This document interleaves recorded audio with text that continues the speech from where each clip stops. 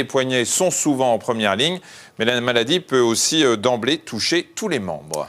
Oui, on le rappelle, une articulation, ce sont deux extrémités osseuses, regardez ici, recouvertes de cartilage. C'est ce que vous voyez là.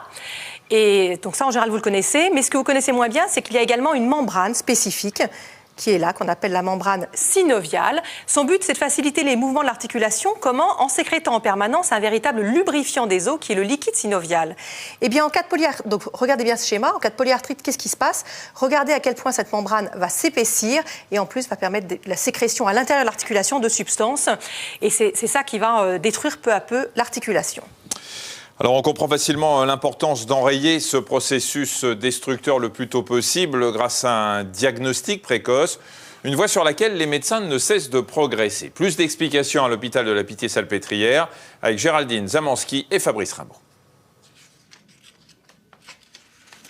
Tout d'un coup, subitement, douleur partout. On a l'impression de véritablement être passé sous un bulldozer, c'est-à-dire qu'on vous a roué de coups. Et là, on est complètement terrassé, hein, parce que c'est vrai, on devient quelqu'un dont le moindre geste au quotidien, se la main dans les cheveux, vous hurlez de douleur, dégrafer, je dirais simplement, un col de chemise.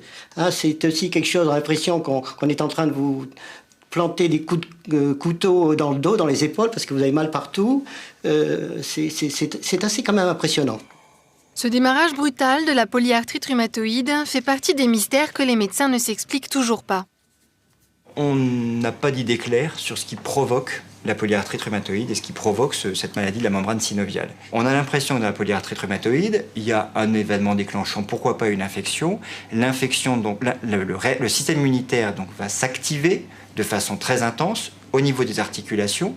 Et puis, pour une raison que l'on ne connaît pas bien, il n'y a pas de régulation. Ça continue à évoluer pour son propre compte contre des éléments de l'organisme qui, normalement, n'ont pas à être agressés par le système immunitaire. Cette inflammation attaque les os et le cartilage. Elle peut provoquer, si l'on ne fait rien, de terribles déformations. Un diagnostic précoce est donc indispensable.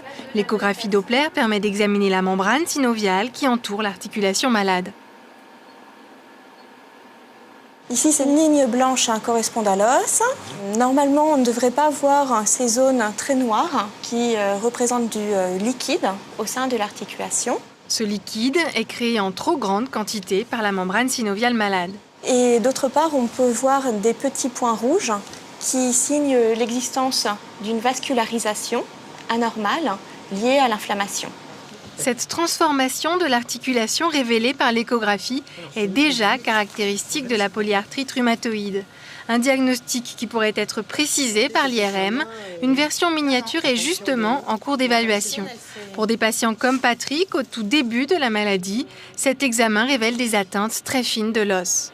On voit effectivement chez ce patient, en défilant les images, au niveau des articulations donc métacarpophalangènes qui correspondent donc à ces articulations de la main, que ce patient il a des érosions au niveau du 4e doigt et on comprend tout à fait que ces érosions n'aient pas pu être vues en échographie parce qu'elles sont au niveau d'une zone qui est très difficilement accessible au niveau de l'échographie puisque l'échographie ne peut pas venir entre les deux articulations. Autrement dit, l'IRM apporte un argument supplémentaire pour utiliser d'emblée les traitements de fond capables d'enrayer l'inflammation. Ça affine très rapidement notre diagnostic certain, ce qui nous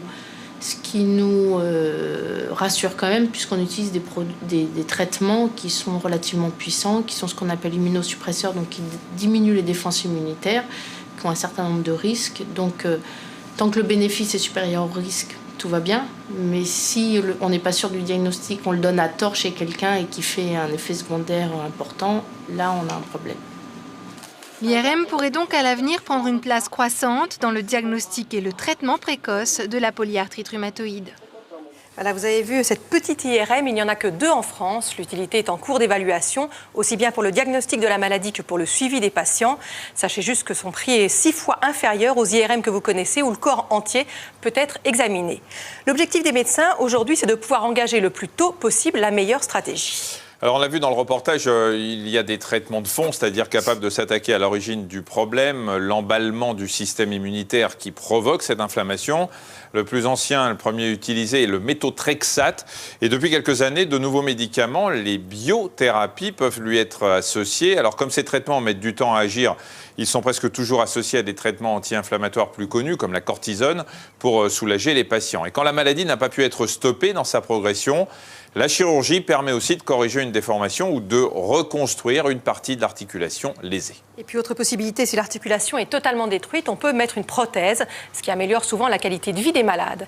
Mais l'espoir, c'est que les patients dont la maladie est diagnostiquée aujourd'hui n'aient plus besoin de ces traitements, grâce à un traitement justement très précoce. C'est ce que les médecins espèrent pour Cécile, qui est une jeune maman d'une petite fille de 3 ans et demi. Elle a rencontré Géraldine Zamanski et Fabrice Rimbaud. Écoutez-la. Allez, à nous. Il y a 2 ans, Cécile, kiné, est passée de l'autre côté du miroir. Allez.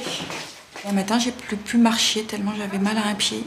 Et je pensais carrément que j'avais une fracture de fatigue. Et puis, j'ai commencé à avoir mal aux mains. Et donc là, ça a été, étant kinésithérapeute, l'élément que je ne pouvais pas supporter. Et du jour au lendemain, j'ai trouvé ça finalement insupportable. Donc j'ai été voir mon généraliste qui a directement embrayé sur une consultation de rhumatologie en fait. Et globalement, en février, le diagnostic était posé de polyarthrite rhumatoïde. À partir du moment où le diagnostic a été posé, j'ai eu tout de suite un traitement de fond, qui est d'abord le traitement de fond classique du méthotrexate, qui a été monté très vite en dosage, parce que les rhumatologues qui me suivent trouvaient que j'avais effectivement une polyarthrite un petit peu sévère. Et comme sa maladie restait encore très active au bout d'1 an, Cécile a bénéficié d'un traitement de fond plus récent, avec une action plus ciblée au cœur de l'inflammation. Tout a changé. En 4 jours, j'ai arrêté les anti-inflammatoires et j'ai commencé le sevrage de la cortisone. Alors qu'avant, ça faisait 1 an que j'étais et sous cortisone et sous anti-inflammatoire et je pouvais me passer ni de l'un ni de l'autre. Et j'étais très moyennement soulagée. Alors que là, du jour au lendemain, j'ai quasiment plus eu de douleur. J'ai plus de douleur et un autre symptôme qui est important, je trouve, dans la polyarthrite, qui est difficile à évaluer, c'est la fatigue. Je me suis levée pendant des mois fatiguée, en ayant passé des nuits correctes. Et avec le nouveau traitement, je suis fatiguée le soir vers 20h, presque normal. Et je masse parfaitement normalement, je dirais comme j'ai pu apprendre au temps de mes études, alors que c'est vrai qu'il y a un moment, je pouvais quasiment plus masser de cette manière. J'étais obligée de faire des adaptations, des fois de masser avec l'avant-bras, avec le dos de la main, mais effectivement, ouvrir la main comme ça, ou même les doigts, des fois, c'était extrêmement douloureux. Et j'essayais de ne pas me mettre, par exemple, trop de patients d'affilée sur qui je devais faire des massages un peu longs parce que je savais que ça serait difficile. Donc c'est vrai que, par exemple, en termes de planning, là, je me pose plus de questions. Le planning de Cécile garde tout de même une séquelle liée à la maladie. Elle ne peut plus s'occuper des bronchiolites des tout-petits. En fait, dans le traitement de fond dont je bénéficie depuis maintenant 2 ans, le gros problème, c'est l'augmentation des risques d'infection, essentiellement au niveau pulmonaire. Donc, je limite fortement les patients que je prends en charge au niveau kinésithérapie respiratoire et les patients que j'ai pu conserver. Je mets systématiquement un masque, par contre, pour effectivement limiter ces risques-là, en fait. Mais comme j'aime pas trop le masque, dès que j'ai plus l'occasion, en fait, de vraiment être en kiné respiratoire, je l'enlève. Et tu peux faire l'éléphant? Tu veux que je fasse l'éléphant qui marche tout doucement? Résultat, ça va donc beaucoup mieux au boulot et surtout à la maison avec Claire, 3 ans et demi. Lui tenir la main, jouer, la prendre dans les bras. Avant, tout était douloureux. En fait, j'avais envie de faire le truc sur les pieds parce que, en fait, j'avais mal au moment où c'était l'âge où elle avait envie de le faire et c'était insupportable pour moi. Allez, grimpe, allez. C'est vrai que là, du coup, je me pose plus la question, j'attrape n'importe comment. C'est vrai que ça n'a rien à voir, quoi. D'autant plus qu'elle est beaucoup plus lourde que quand elle avait 18 mois. Attends, maman.